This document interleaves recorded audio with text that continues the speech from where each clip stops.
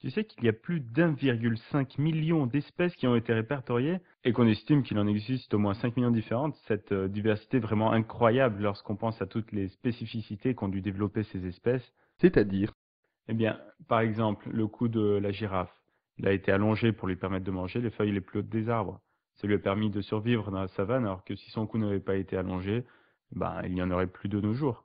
non, le cou de la girafe n'a pas été agrandi dans un objectif précis. C'est simplement que les girafes aux coups les plus longs étaient avantagées pour se nourrir et se reproduisaient donc plus facilement que les autres. De génération en génération, seules les girafes les plus adaptées à la savane, c'est-à-dire celles qui avaient un grand cou, ont transmis efficacement ce caractère à leurs descendants.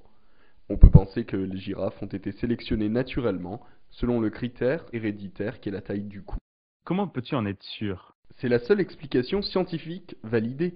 La théorie de l'évolution, introduite par Darwin, est le résultat d'une démarche scientifique, alors que ton raisonnement se base sur une hypothèse finaliste. Une hypothèse finaliste? Je comprends pas. Imagine un archer, les yeux bandés, qui décoche une flèche.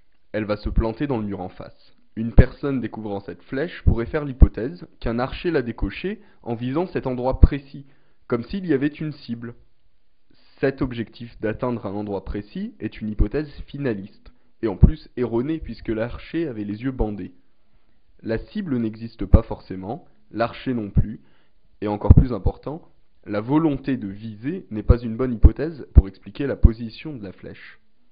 Quand tu considères que l'objectif à atteindre pour la girafe, c'est d'avoir un long cou, et qu'on aurait dirigé l'évolution de la girafe dans cette direction, tu fais le même raisonnement que la personne qui découvre la flèche. D'accord. L'état actuel de la girafe ne permet pas d'en déduire une volonté quelconque d'atteindre cet état. Et en plus, tu me dis qu'un processus de sélection naturelle explique très bien son long cou. L'utilisation d'arguments finalistes pour soutenir des thèses pseudo-scientifiques contre la théorie de l'évolution est répandue.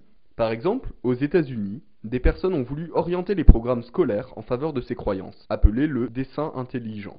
La justice américaine a finalement conclu, durant le procès de Dover, que le dessin intelligent ne doit pas être enseigné en tant que théorie scientifique.